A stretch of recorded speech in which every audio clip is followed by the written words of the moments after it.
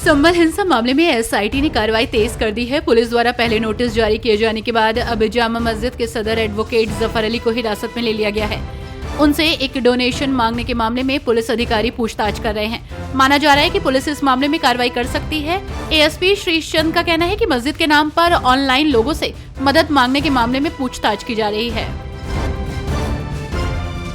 Samajwadi party के सांसद रामजीलाल सुमन ने राज्यसभा में राणा सांगा को लेकर आपत्तिजनक टिप्पणी की थी, जिसको लेकर विश्व हिंदू परिषद ने सपा सांसद की आलोचना की है और उस बयान के लिए माफी की मांग की है।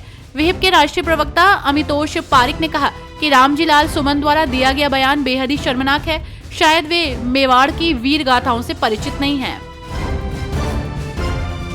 लेकिन सपा सांसद रामजीलाल सुमन ने राज्यसभा में राणा सांगा पर जो बयान दिया था, उस पर अखिलेश यादव ने प्रतिक्रिया दी है।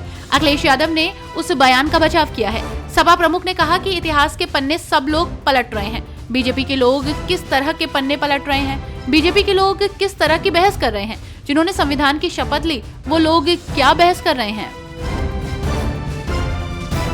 वहीं दूसरी तरफ अब सपा सांसद ने सफाई दी है। सपा सांसद रामजीलाल सुमन का कहना है कि मैं अपने बयान पर कायम हूं। अगर राज्यसभा सभापति को लगता है मैंने कुछ आपत्तिजनक बयान दिया है, तो सदन की कार्रवाई से मेरे बयान को हटा दिया जाए। बगैर नक्शा पास कराए मकान बनाने में सपा सांसद जियाउर रहमान बर्क की मुश्किलें बढ़ सकती हैं। एसडीएम कोर्ट में बगैर नक्शा पास कराए मकान बनाने वाले मामले की 5 अप्रैल को अगली सुनवाई होगी। शनिवार को कोर्ट में सांसद के वकीलों को मकान पुराना होने का साक्ष्य देना था, मगर वकील कोई साक्ष्य नहीं दे सके। पिछले कई तारीखों से वकील साक्ष्य देने के लिए समय मांग रहे थे।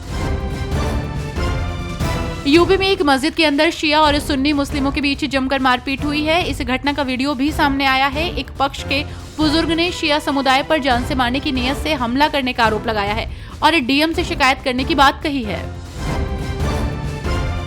गोरखपुर नगर निगम ने लगभग 3 करोड़ रुपए का टैक्स न जमा करने के चलते लोक निर्माण विभाग के मुख्य अभियंता के कार्यालय को सील कर दिया है। बार बार नोटिस के बावजूद पीडब्ल्यूडी ने टैक्स का भुगतान नहीं किया और न ही नोटिस का संज्ञान लिया, जिसके बाद नगर निगम की टीम ने कार्यालय सील कर दिया। हालांकि पीडब्ल्यूडी की ओर से 1 दिन की मोहलत मांगी गई है।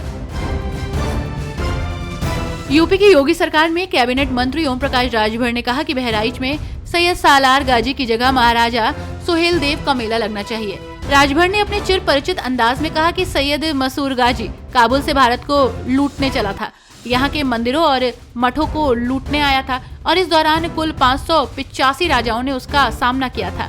उसमें कई राजा मारे गए थे, लेकिन जब उसका सामना बहराइच के नानपारा मैदान में महाराजा सुहेल देव जी से हुआ तो 21वें दिन वो मारा गया था। प्रयागराज में अपना दल एसके विधायक वाचस्पति समेत 10 के खिलाफ जमीन पर कब्जा करने और विरोध करने पर मारपीट करने का मामला दर्ज हुआ है। 10 आरोपियों में एक नाम अतीक अहमद के गुर्गे फहीम का भी है। माफिया अतीक के गुर्गे फहीम को इस मामले में सहाभियुक्त बनाया गया है। तो वहीं अपना दल पर जबरन जमीन पर कब्जा करने और विरोध करने पर जान से मारने की धमकी का आरोप है। यूपी के सहारनपुर में दिल दहलाने वाली घटना सामने आई है। दिन दहाड़े भाजपा नेता ने अपनी लाइसेंसी पिस्तौल से अपनी पत्नी और 3 बच्चों को गोली मार दी। गोली लगने के बाद 2 बच्चों की मौके पर ही मौत हो गई, जबकि पत्नी और 1 बच्चे की हालत गंभीर है। आरोपी ने अपने लाइसेंसी पिस्तौल से ही पत्नी और बच्चों को गोली मारी है और फिर खुद ही थाने में फोन कर घटना की सूचना दी। इसके बाद मौके पर पहुंची पुलिस ने आरोपी भाजपा नेता को गिरफ्तार कर लिया है। उसकी लाइसेंसी पिस्टल को भी पुलिस ने जब्त कर लिया।